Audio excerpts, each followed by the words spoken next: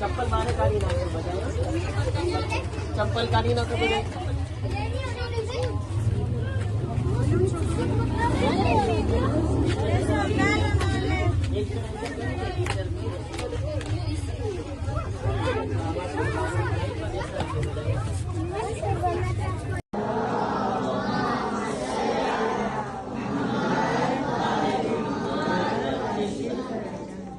સૌથી પહેલા આપણે બધાય સાથે મળીને એક વખત અલહમ્દ નો સૂરો, 3 વખત કુલ હુવલ્લાહ નો સૂરો, સૂરે ઇખલાસ અને 5 સલવાત પડશું. આપણા બધાય મરહુમીનને આપણે એને જ્યારે તમને બધાને કોઈ કાદો આપે, મદરેસામાંથી મળે તો તમને ખુશી મળે કે ના મળે? પ્લેઝર થાય ને? હે કાદો ખપે છે કે ના? કાદો બરાબર છે ને? જો બધા તમે ખુશ થઈ ગયા, મોઢા ઉપર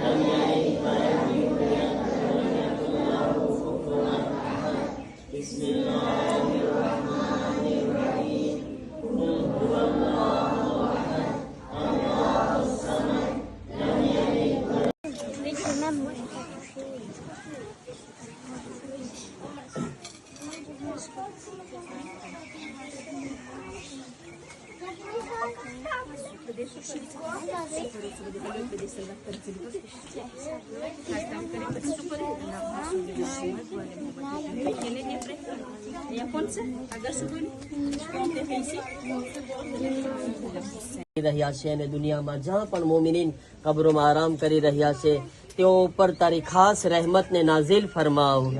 તેઓના તમામ ગુનાહોને માફ ફરમાવ, તેઓના ગુનાહોની બખ્શિશ ફરમાવ. પરવરદિગારા તેઓની કબ્રને નૂરાનિયત અતા ફરમાવ, તેઓની કબ્રને વિશાળતા અતા ફરમાવ. પરવરદિગારા તેઓને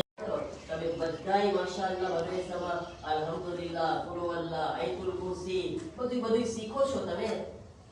તો અલ્લાહ તાલા આ મરહુમીને કેટલો ફાયદો આપતો છે, એનો અઝાબ કેટલો ઓછો કરતો હશે,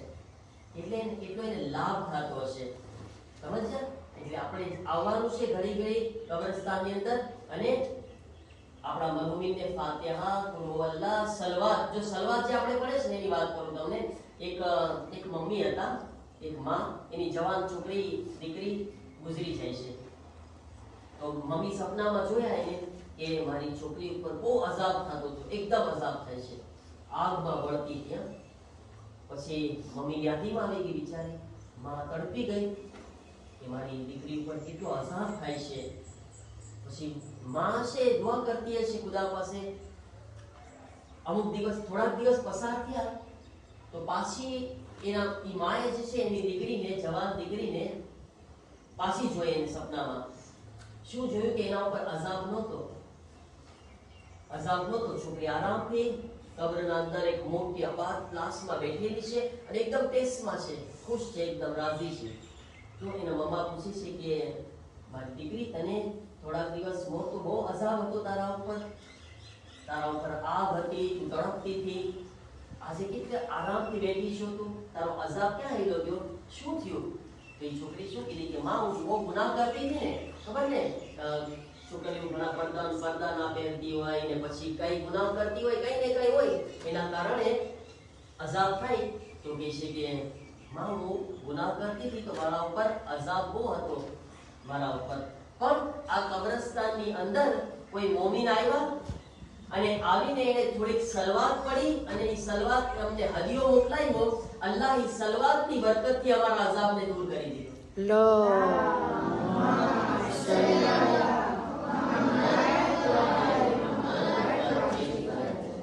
કેટલો ફાયદો છે આપણા આવવાથી, આપણી સલવાત પડવાથી, આપણા મરહુમીનને ફાતિહો મોકલવાથી કેટલા ફાયદા છે. તમે નાના હતા ત્યારથી મને લાગે તમારા ટીચરો મદરેસામાં કિસ્સો કીધા હશે ને કે હઝરત ઈસા પૈગંબર છે એ કબ્રસ્તાનમાંથી પસાર થયા, પછી વહાં આગળ બધે કબ્રમાં જ્યારે પસાર થયા તો એક કબર ઉપર અઝાબ થતું તો હઝરત ઈસા પૈગંબર જલ્દીથી કીધું પસાર થઈ જાઓ, અહીંયાથી જલ્દી ભાગો, જલ્દી પસાર થાઓ.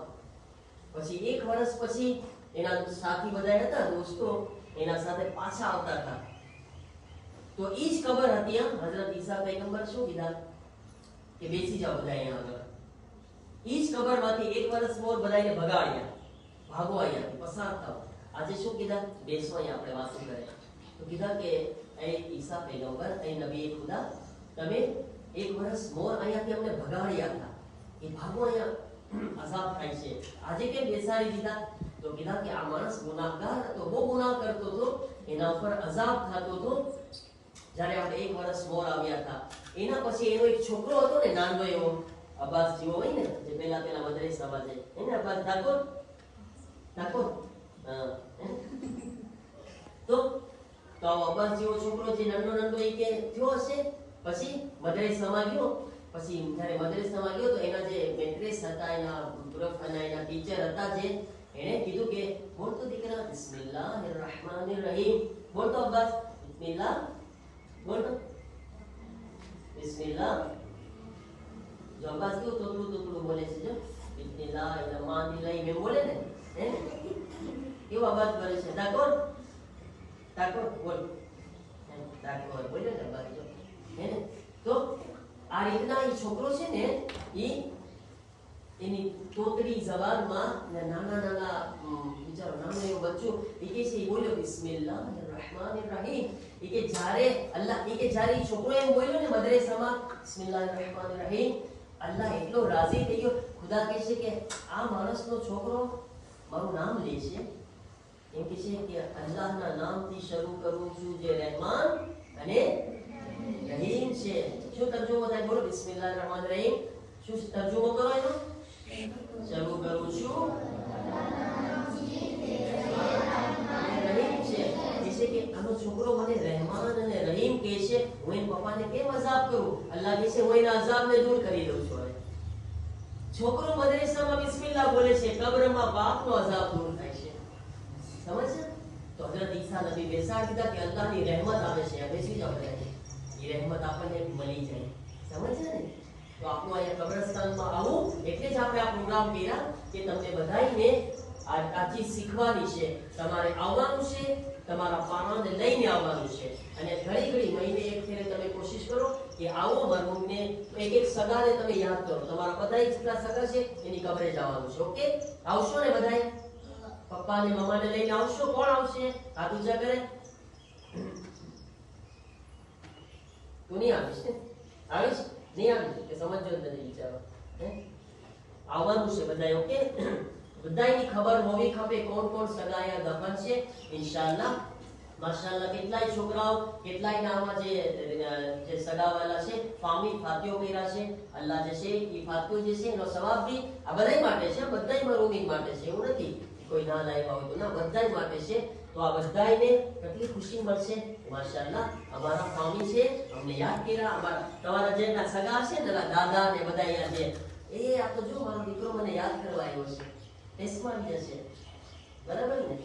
બધા ખુશ થઈ જશે કે જો મારા બધા દીકરાઓ આવ્યા છે મને યાદ કરવા માટે ઇન્શાઅલ્લાહ આપણે આ ચાલુ રાખવાનું છે તમારે પારસ સાથે હર મહિને આવવાનું આપણે મદરેસા સાથે ઇન્શાઅલ્લાહ જ્યારે મોકો મળશે 3 મહિને 4 મહિને કે જ્યારે ઇન્શાઅલ્લાહ 2-3 મહિને આપણે મદરેસાનો આ રીતના પ્રોગ્રામ કરશું તો મરૂમીને લાભ થાય સૌથી પહેલા આપણે બધા જે છે જો આ ઇમામ હુસૈન અલૈહિસ્સલામની તુર્બત છે ખબર છે બધાને ખબર છે ને બધાને જો સામે ઇમામ હુસૈન અલૈહિસ્સલામની કબર છે આપણે ઇમામ હુસૈનને બી અમે યાદ કરે છે જ્યારે કબ્રસ્તાનમાં આવે છે આપણે ઇમામ હુસૈનને ફાતિહો પડવા જશું હદીઓ આપવા માટે જશું અને પછી આપણે જે છે આપણા મરહૂમીનને પણ તમે બધાય ભલે તમને ખબર હોય તો જલ્દી આપણે 11:15 નીકળવાનું છે તો આપણી પાસે ટાઈમ નથી પણ તમે જલ્દી આપણે કબરે જઈને અહીંયાથી જ ઉભા ઉભા બધાય તમારા મરહૂમીનને યાદ કરીને ફાતિહા પઢી લેવાનું છે ઓકે બધાય સમજી ગયા હવે સાથે મળીને બધા એક સલવાત પઢો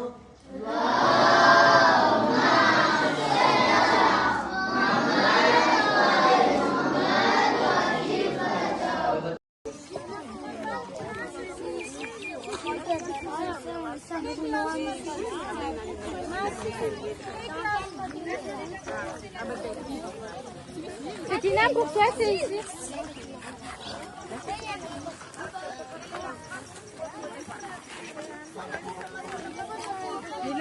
Там зрачки.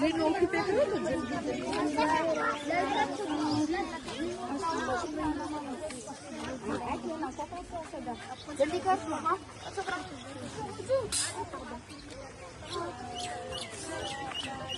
कंज्यूम दे दे नीलम ने दे दे